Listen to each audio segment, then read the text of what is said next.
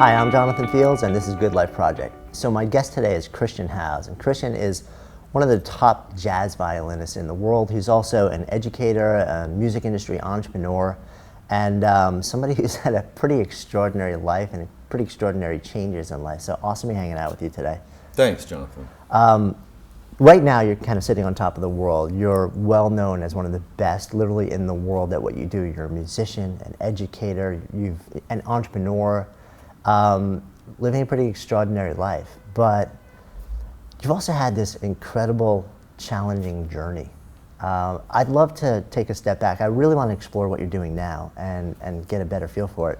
But I'm fascinated by your journey. So I would love to sort of know, let's take a big step back in time to when you were a kid.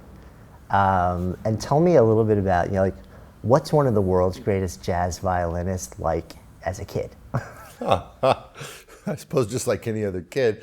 My parents were, I was born when my parents were about 20 years old, and so they had dreamed of being musicians, but that they took a different route, a more practical route. So they, once I was born, they switched their majors. My mom dropped out of college. My dad pursued business. And but they saw these little kids performing violin, age 4, 5, 6. It was a demonstration of this new method called the Suzuki method, which was authored by Shinichi Suzuki, and a lot of sort of fervent admirers brought the method over to the United States. They saw this demo and they said, "We're enrolling our son in this program as soon as he's old enough." So when I was 5 years old, they enrolled me in the Suzuki program, and for a lot of your viewers, I think there's this sort of myth that child prodigies, or young musicians, that they naturally want to do music, and they say, "Mom and Dad, hey, I want to play the violin." Most of the time, it doesn't happen. And there's a great quote from Emanuel Ax, one of the greatest classical piano players. He said one time, "Little kids don't, they play music to please their parents, and later on in life, we hope that they'll develop a love for music." So I say that to parents because I'm an educator, and I want parents to know that it's really important to start your kids learning music really young, for a lot of reasons I won't go into today. And if they kick and scream, that's all right. You got to make them do it. You got to make them do it. You find that line, but so that was my parents getting me involved in the Suzuki violin. When I started that when I was 5 years old, of course I didn't want to practice all the time and blah, blah, blah. My parents kept me at it. And I'm really glad that they did, because everything else that I went through as a kid, I had this thing that I did that sort of set me apart and made me feel a little bit special. And I would get recognition from teachers and other kids, like, "Wow, you plays the violin, and that's different," and come in and play for the classroom. So I always had this feeling of like, well, I have this special talent that people recognize me for. It wasn't such a special talent. It was just that it was nurtured. My parents had nurtured it. And that's one of the Suzuki's beliefs, is that talent is more or less doled out equally, and it's all about nurturing that talent. So my childhood, I think, in some ways was not so extraordinary. But my parents were really committed to nurturing and giving me this education. Right. So you're developing this ability as a violinist and becoming fairly extraordinary at a fairly young age. At the same time, there's sort of like this other side of your youth. See, I mean, from what I understand, there's a dark side to your youth as well. Well, once I got into middle school and high school, I definitely had some behavioral issues that somebody could have said were, those are some red flags. I mean, I think I remember when I was in 6th grade or 7th grade, stealing a candy bar from the local grocery store, and then there was probably a pattern for a while where I felt this urge to steal stuff from the candy store. Later on, when I had some counseling in high school, the counselors, they said, "Well, that you're stealing. That's a sign of something. That maybe there's something missing there for you. There's some kind of void you're trying to fill, and you're trying to fill it by stealing." I don't know that my childhood was there was a really huge dark side, but there was definitely acting out. There was acting out, and there was troublemaking in various different ways. And maybe some of that had to do with how I reacted to, my parents. And, we all as children, we have issues in our families or grievances or struggles. It probably didn't really get very dark, and I mean really dark, until I was a junior in high school. And at one point, I did experience some pretty, serious depression. Had somewhat of like a suicide attempt, sort of a call for help, my junior year, and then after that, I remember feeling that things were a little bit surreal. Things were kind of like, I don't know how to say it, but kind of like the school administrators and all the other kids were kind of looking at me like, that guy's a little bit out there, just like be careful, And so there was this sort of unraveling, even at the same time that I was getting offers for all these scholarships at universities, from not just the violin, but academic achievements and stuff like that.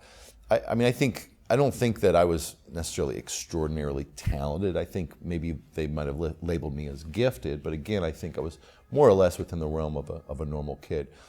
For whatever reason, I had these different kind of demons, in various ways. And so in high school, it also led to, I would say, not outside the norm, smoking some pot, drinking some beer, and that sort of thing. Right. Now, when I went to college on a full scholarship at Ohio State University, I was at this point playing in rock bands, or blues bands, rock bands, playing a little bass and guitar with guys that were a lot older than me, because I went to college a year young. I'd also had skipped a grade. And so I was out in the bars playing with these guys in their early mid-20s. Mm-hmm. And at the same time, I was sort of in the honors dorm at the school, and I was really a big fish in a small pond. I mean, I wasn't really challenged by the music school that they had there. I also was actually hired with a full-time contract to play with a local professional orchestra at the age of 17 or 18. So that was pretty crazy. So I was going between these different worlds, and I really didn't know where I fit in. So I still liked to smoke weed at the time. That was probably my main thing, was smoking weed. And at one of the gigs with this rock band, the dealer, who I would occasionally get a bag from, he said, if you buy 4 bags, you'll get a better deal on it, and then you can like sell 2 or 3 to your friends, and you'll end up with a free bag for yourself. And I was like, okay, sounds good, So I did that, and of course I had friends that wanted it, and a lot of my friends that had gone to high school with me were sort of around, and the kids that were my age, they didn't have that easy access that I now had because I was with the older guys in the club scene. So I would get my bag and I'd pass it to my friends, and I think it was sort of a way really of having friends or having social status, because everybody would come over to my house and they'd want to smoke weed, and because Chris had the weed or whatever. So it wasn't for you. It wasn't just like, okay, I want it for my mind. It was a social. It was like it gave you a certain appeal. I guess so. It's like an acceptability. I think so, and I think at that age I was definitely didn't know who I was and didn't know really where I was going, and didn't have a sense of my values, And I think I was trying to find meaning from social connections. But they weren't really meaningful social connections, because when you're sitting around with people just smoking weed and that's all you're doing, it's not like the same thing like me and you establishing a connection, having like a real conversation when our minds are clear, Right. And so I was kind of directionless, and at that point, I was also experimenting with hallucinogenics, like mushrooms and LSD, or acid as it's known. And so my friends wanted acid too, and some of my friends from high school came down and they said, hey, one of them said, my uncle, he wants some acid, but he wants a lot of it. Can you get it? And I said, well, I'll call my dealer and see if I can get it. And he said, we can probably make some extra money on it too. Hey, wouldn't that be nice? And so I went over to the dealer's house and I got stuff and I gave it to the uncle. And then later on I found out he wasn't really an uncle, he was a cop. And so I was indicted, and eventually, after 9 months of waiting in limbo, I was sentenced to a 6 to 25 year prison sentence in Ohio prisons. That's got to be pretty devastating hearing that. It was really frightening. It was very devastating. Just a feeling of my life is, I couldn't even imagine 6 to 25 years in prison. And they said that, I would end up doing a minimum. There's a complicated math process that different states use to determine how much time you'll actually serve. But the short story is that I was going to do at least 4 years. But because it's an indeterminate sentence, you have this sense of but it could be more, and it's really up to this parole board. Some strangers are going to make that decision. And so it was hard waiting for 9 months, not knowing what was going to happen. Although in the beginning, I thought, well, surely here I'm on a full scholarship and blah, blah, blah. I've got the good grades. Like the golden child. I was kind of lenient. Yeah, really. I mean, I was like, just one merit badge short of a Eagle Scout, and in the youth group, and my grades were great. I was doing all these, getting all this recognition for my. So I didn't really accept it in the first place. So I was like, oh, surely, there'll be a way out of this. My parents, worked really hard to try to get good legal representation for me, and took out a loan and all that stuff. But then I was told, no, it's the lawyer said, I don't see any way out of this. This is a mandatory minimum sentence. It was kind of a. And so then I went in finally, and to start my sentence, I went into the county jail, and then from the county jail went to the orientation facility, where you've got a couple weeks where you're sort of in solitary confinement, and then they treat you sort of like boot camp, and then you go to what they call your parent institution, which is the joint or the penitentiary, and then I ended up moving from one prison after about 2 years, moving to another prison for another 2 years. So I had two very different experiences in those two different prisons. Right. And so you go from, you're not going to use the word, but I'm going to use the word, violin prodigy, or somebody who's extraordinary, talented, hardworking, top of the world to a certain extent, and in a really rapid period of time, because of a decision, you end up in prison. Curious also, how's the family experiencing this time? I mean, it's got to be tough, right? yeah, looking back on it, I realized my family was devastated by it. My little brother Lewis Howes, who you've actually know and have had on your program, he was really young. He's 11 years younger than me, so I'm not sure that he understood it, but I remember our sister, Catherine, who's maybe 8 years younger than me, so she would have been about 13 or 12 or something. When I got locked up, I was 20, so she was about 12, and I remember she came to visit me in the visiting room at one point. I remember her just breaking down and crying, and because she saw some other things happening around the visiting room, and she just couldn't deal with it. And I remember really that's when it really sunk into me, like, wow, this is really affecting my family. My little sister is crying, so my family was devastated. They felt powerless to help me, my parents, and of course they wanted to help, but there was nothing they could do. Yeah. So once you're in, there are a lot of different directions that you can go in. Once you know that you got 6 to 25 or whatever it is, and a minimum really of 4. Minimum of 4 years, you start thinking about, okay, how am I going to spend this time? Yeah, absolutely. And at first, going into that environment, it's just like, it's kind of shell shock. And there's even like I don't want to sound weird or anything, but in the beginning, there's almost like a element of like curiosity and like, oh, this is interesting.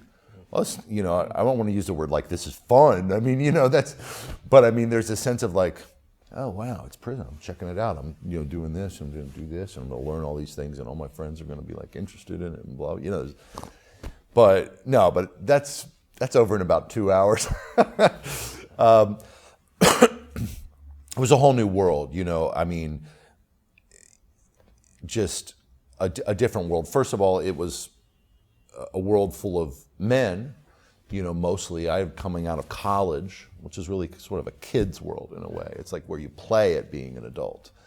But this is a world of men. It's very dog eat dog. And of course, the men in the prison, 99% of them came from a vastly different background than I did. Right. broken families, or just a lot of drug abuse and violence, and growing up in group homes, going in and out of prisons, in and out of juvenile detention facilities. It's living on the streets. I mean, it's a completely different thing than you can just even imagine. Yeah. People like from, and I'm assuming that you come from a sort of similar. Yeah, I come from a pretty regular middle class background. Yeah.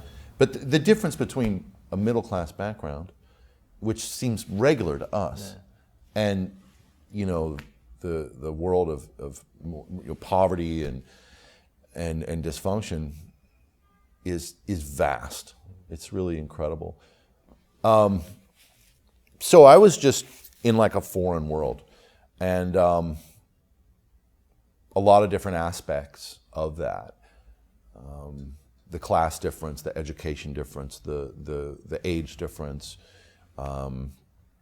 not to mention that your restrictions and the rules that are imposed on you, and the dangers and the different street games and things that you have to be savvy about eventually. Yeah. Did you feel that sense of danger like pretty immediately? Or? Yeah, immediately, definitely. And when you think about violence, like prison is a violent place. It's not like in the schoolyard in 4th grade, like somebody's like, I'm gonna beat you up, let's fight behind the thing. It's not really like that. I think violence is more this sense of constantly not knowing what's gonna happen.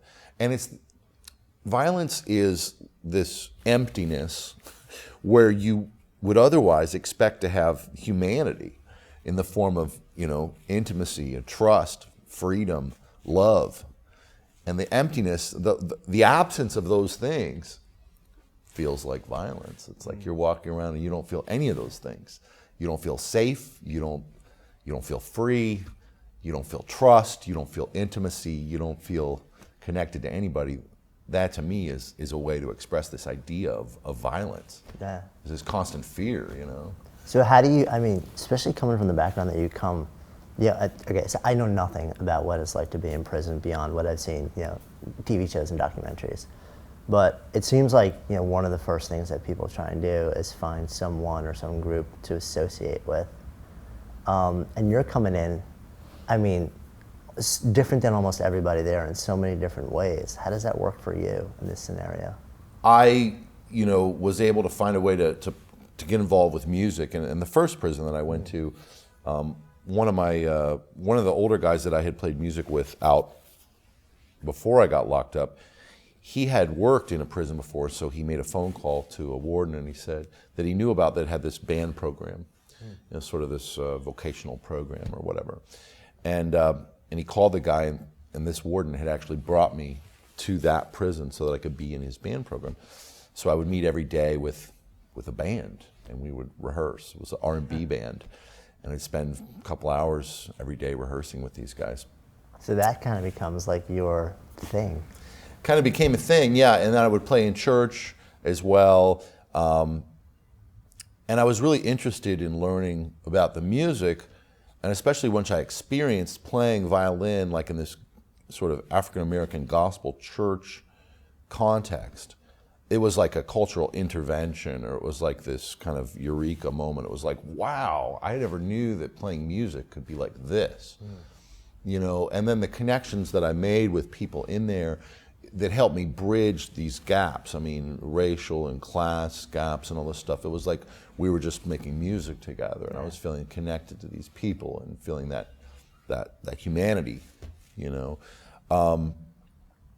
that was really meaningful to me. And then when I was playing in these church services and seeing how the audience was getting inspired by it, and I thought, wow, this kind of gives me a new purpose, in a way. I had wanted to be a classical concert violinist, but now this new idea was emerging.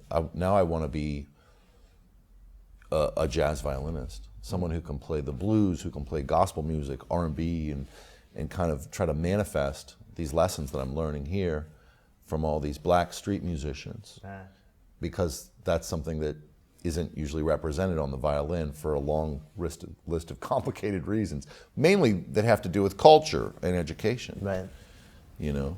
So, I mean, that experience, I mean, it's kind of fascinating because now that's it's what you're about, it's what you're known for. Right. You built your career around.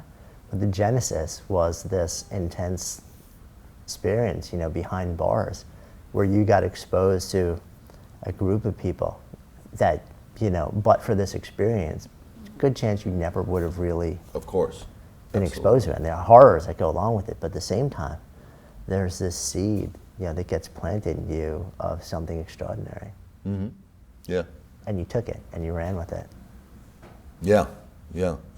Well, I think, while I was in there, I mean, every day, you kind of struggle with, you get up in the morning in prison and it's like, am I going to be depressed today?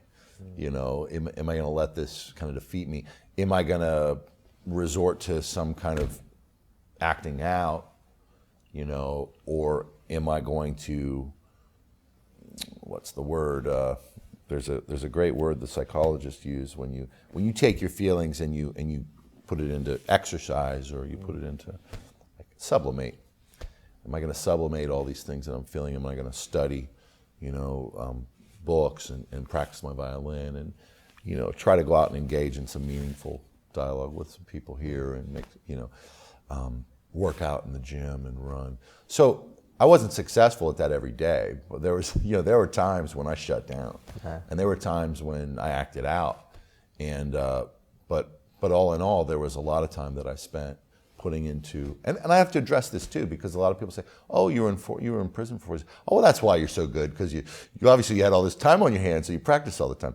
What people don't realize when they say something like that is that you could be on a deserted island, okay, but that doesn't mean that you're going to write the novel that you always wanted to write.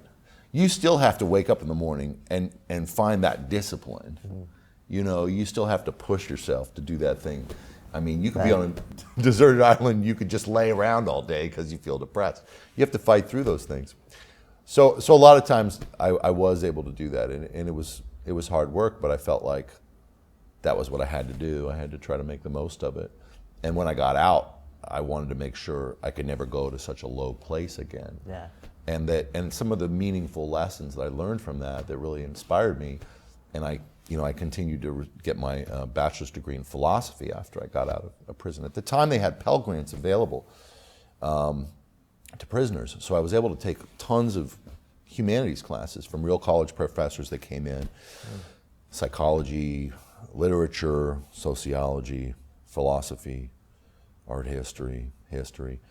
And when I got out, I finished my degree in philosophy, and I was really interested in a lot of these issues that we talked about. I mean, kind of questions of identity, like gender, class, race, identity, and how all those questions intersect with my journey as a person, becoming a man, and also as a musician, and what that means. Yeah. So what were emerging from that? So now you go from 4 years of surreal experience out, like you walk out the doors, and you've grown in a lot of different ways. You've survived in a lot of different ways. Now you're doing a deep dive into philosophy. What are some of the big things that are starting to sort of like the big awakenings that are emerging? You mean sort of like philosophical beliefs that took hold? And I guess as you sort of like start to move away from that experience, looking back, and you're like, okay, I'm out. There are decisions that I have to make now about what direction I'm going to go and how, and also the people that I do want in my life and I don't want in my life. I mean, I could talk from a philosophical perspective about a lot of different things, but I mean, from a vantage point of how did I construct a good life? Yeah. I'll talk on that because I'm assuming that's what your viewers would be most interested in. When I got out, there was this intense, fear of going back, and of having everything taken away, my freedom, which was only very tenuous at that moment because I was still on probation, and I was still technically serving a 6 to 25 year sentence. So if anything wrong happens, that's the other thing people don't realize. If you're in prison, if someone confronts you, and you fight back, then you could get just as much trouble. It's a fight. So then you see the parole board and they say, oh, you were in a fight. well, step off another couple years and come back and see us. Same thing when I got out of prison. I was just like, well, if anybody, if I look at somebody the wrong way or something wrong, Right, it's something like you're walking on eggshells. yeah, like walking on eggshells, you just don't want anything weird to go down because they didn't want to go back. So I was really, that fear that I felt, I converted really into drive. Like every day, like I'm going to push this as far away from me as I can. I'm going to fight for everything I want. I'm going to go for my dreams because I have nothing to lose now. I mean, I have there's no shame. I think a lot of people hold themselves back from this fear of self-promotion, And I read a book one time shortly after I got out of prison when I was trying to develop my business, called Call Reluctance, The Fear of Self-Promotion. It's one of my favorite sales books. And the idea is that most people are afraid to pick up the phone and ask for the gig, ask for the check, because they feel that they'll be overly self-promoting. They'll be like that person that's always like, hogging the stage, right? So we're brought up to be polite, so we don't do that. But the premise was that usually people have this, they're way off in terms of how far they could go before they would be overly self-promoting. Why was I talking about that? Yeah, about shame also and how you were sort of like... Yeah. So I didn't have that because my drive to put that behind me was so strong that I was just like, I'm going to hustle and I'm going to try to go out and get opportunities to play my violin and build my career. Yeah. And so every day I was just really serious. I would make the phone calls. I would go out and make appointments. I would do free auditions. I would just do anything I could because I wanted to establish something. Yeah. And a lot of my friends, a lot of my peers actually commented or they kind of looked at me like, man, you're too serious. Like, just chill back and like, let's have a drink and like, let's just enjoy life. Like musicians, it's just like hanging Well, even non-musicians, just people that were 25 or 24 like I was. Because they lived a very different experience. Yeah. They were just coming out of college and they were kind of like, it's chill, let's just hang out, and which I'm not judging that, but I'm just saying it was very different. Like I was driven, and a lot of my friends were kind of like just hanging out, enjoying life. So what were you driven to do? Like, what was the thing that you were chasing at that point?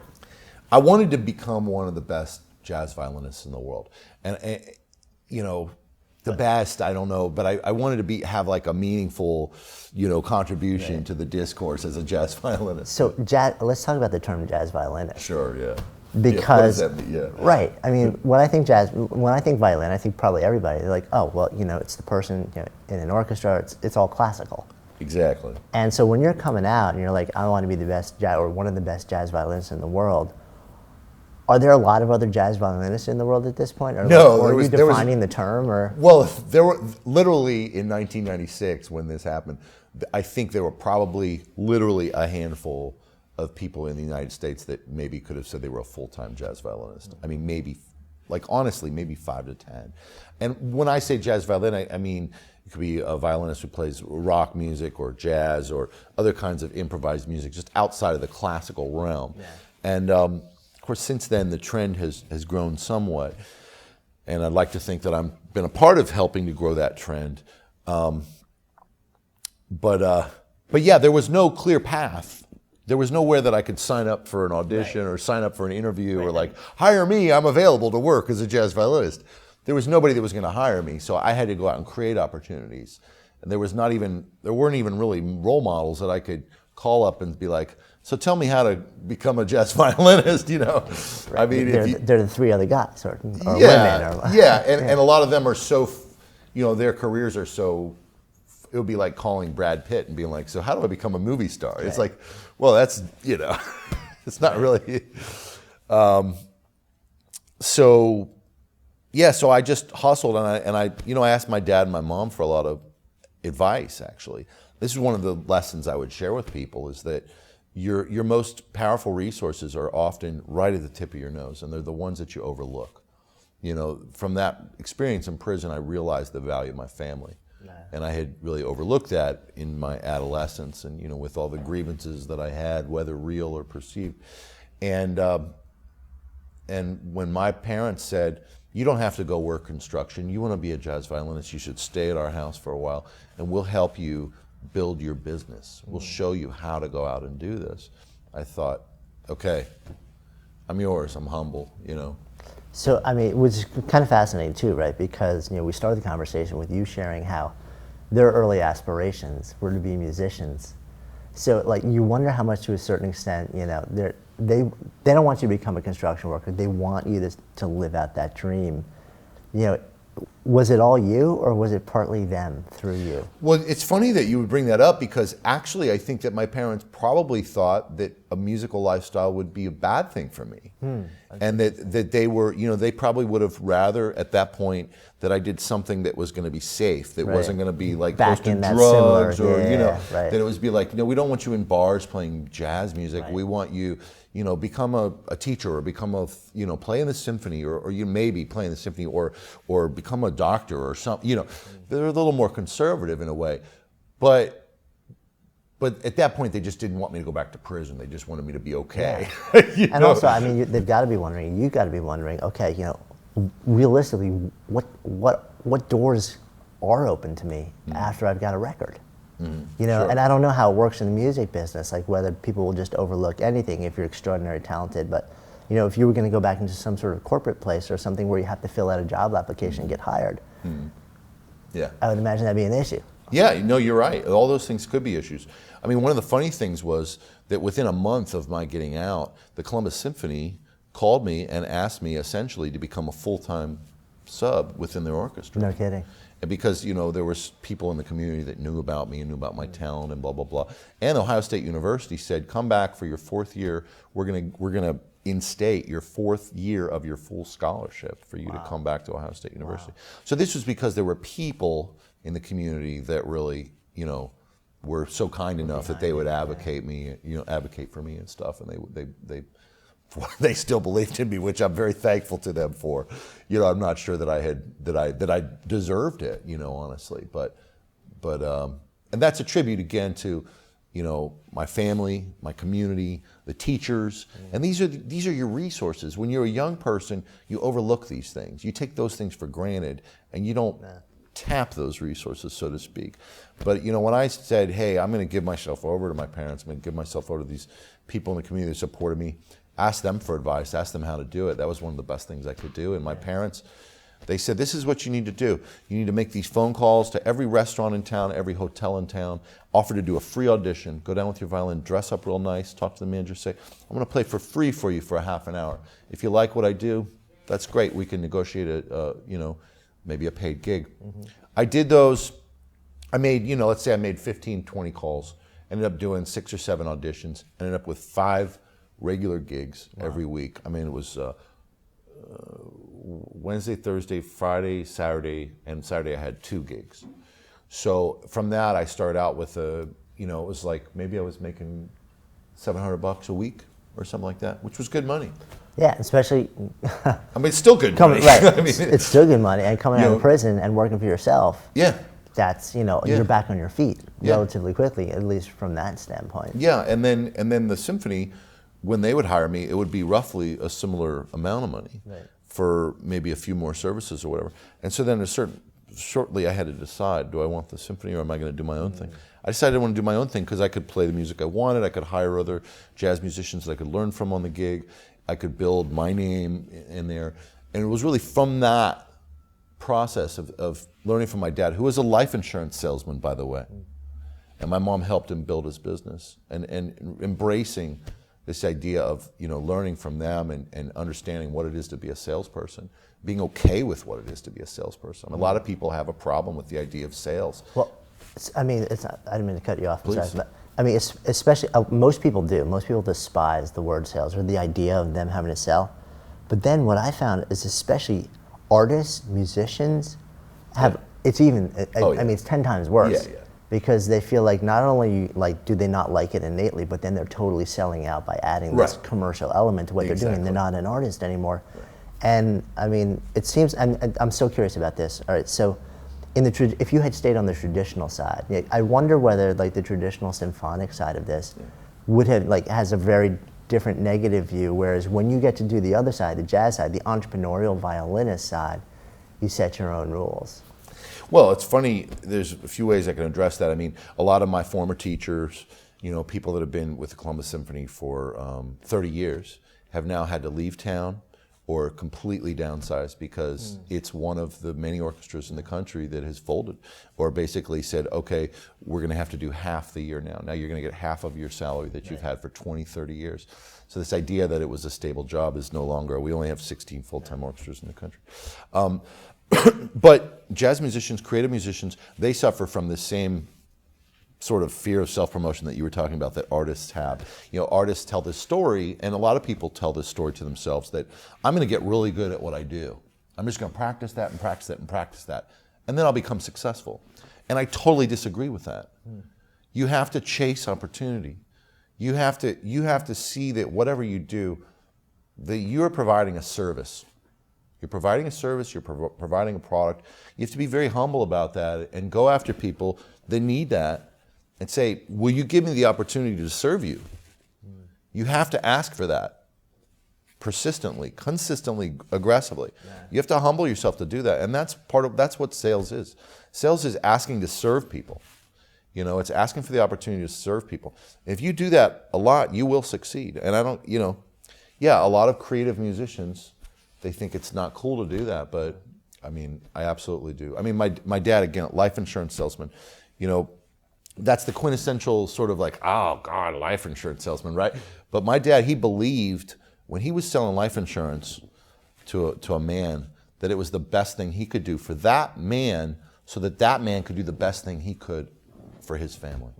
Because when you're gone, you're going to provide for your family. Yeah. If you pay that premium now, if you sacrifice now, later, I mean, what could be more honorable a thing for you to do as a family man than that? And my dad believed that, and he pursued that with a passion, commission only from the time he was 20 years old and raised 4 kids. And once I embraced that and realized that that's what sales is, it's an honorable thing. Yeah. He was doing his duty to his family. But what an incredible reframe also. Like, instead of will you buy my art, will you give me the opportunity to serve? And that's powerful. How could somebody not be okay with that frame for it? Because it just completely changes the dynamic. But I think most artists don't look at what they're doing as an opportunity to serve. Right. It's like, no, I'm creating something, will you buy it? Yeah, right. Instead of, I've got something that's in my heart. It's like a gift that I need, that I want to bring to people. And it's my art, but it's my service too. Yeah. And I'd be honored if you give me the opportunity to serve in some meaningful way. When you frame it that way, it's almost like, how could you not go out and ask for that? Right, exactly. It's about understanding sales. Yeah. I like how you're using the term frame. It's about framing the idea of sales. People talk about win-win and all these, but when I would go to the restaurants, it was really crucial that I understood that restaurant was in business to make money by having clients that would come to their restaurant and eat and have a great experience and want to spend money at that restaurant. So it wasn't about me being, I'm so great, blah, blah, blah, look at me play my violin. It was like serving that restaurant, serving those clients, serving the customers at the restaurant. And the idea also that you can serve and still make art. Right. I think is the big disconnect also. It's like they don't have to be mutually exclusive. You can serve some financial need and some human need and get paid, and it's still art. Well, also, that business opportunity is what generates artistic expression, not the other way around. Talk more about this. I mean, artists, like I said, they think, well, I'm just going to practice, I'm going to be so good, and then some opportunity is going to come. People are going to pay me lots of money. I'm going to get famous. People are going to hire me. No, find the need, find the business opportunity, find the need, and then create something to fulfill that need. You're going to create so much stuff. It's like before I ever played the Newport Jazz Festival, I wasn't ready to play the Newport Jazz Festival. But once I played the Newport Jazz Festival, after I played it, I was ready.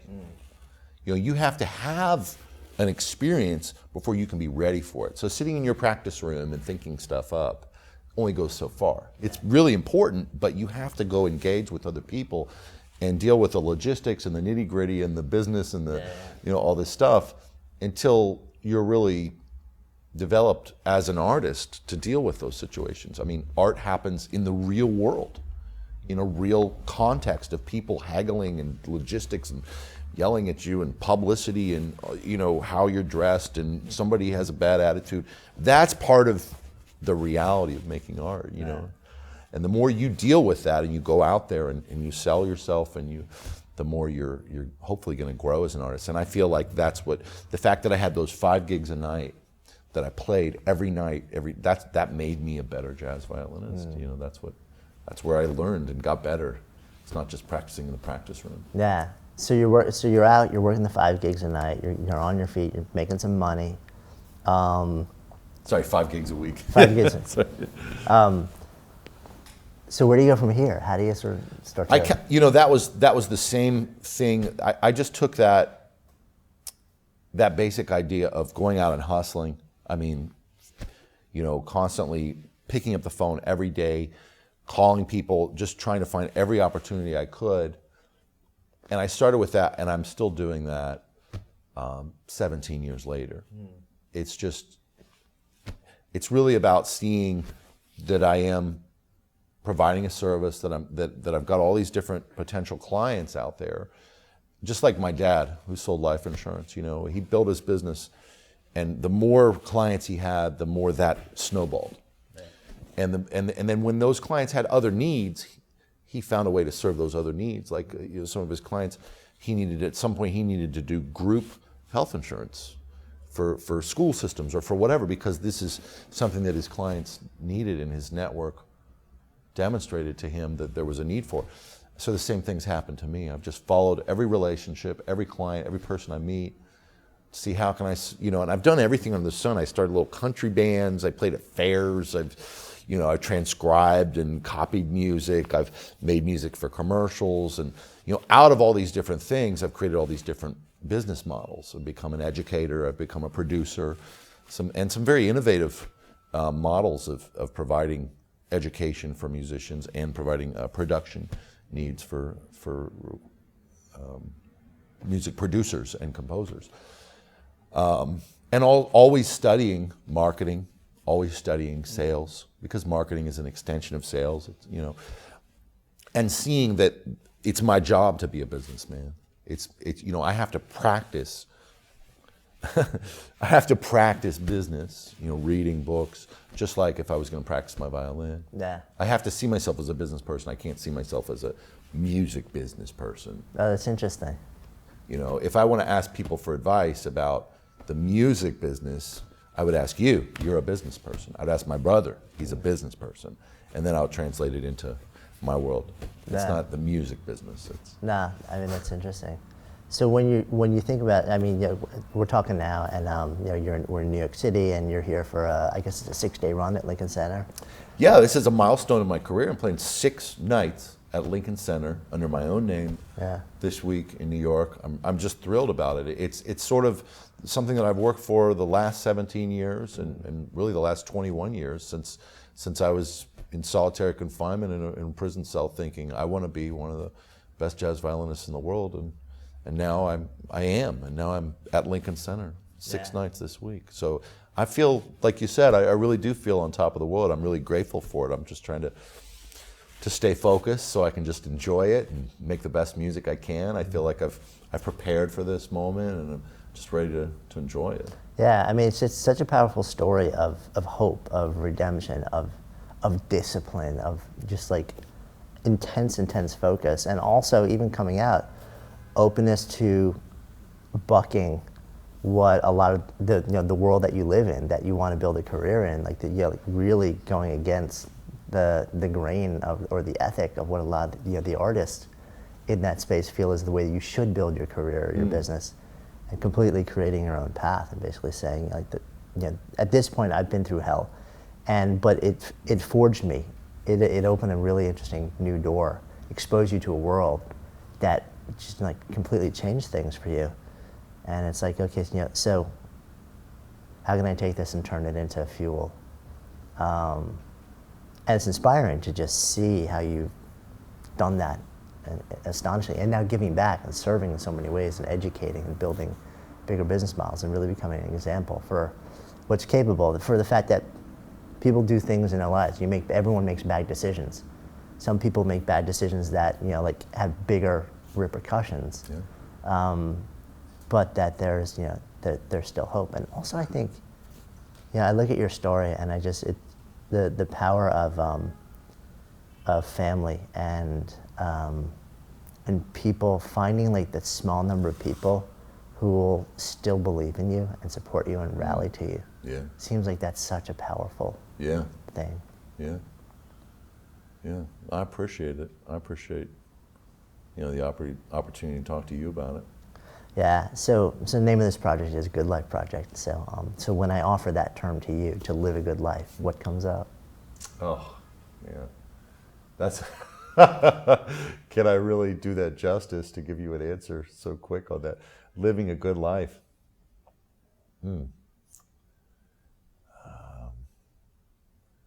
Yeah, well, you addressed it again. You know, the thing that I mentioned about if I could take something from my experience and sort of export it and then import it into your viewers' experience, you know, it would be, you know, realize that, you know, that life is, there's ups and there's downs in life, and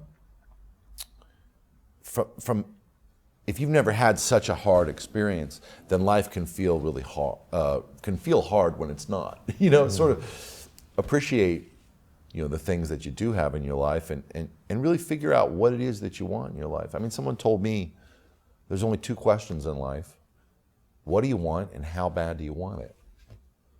And I think if you're clear about really what you want, and try to be clear about what you want, try to be clear about who you are.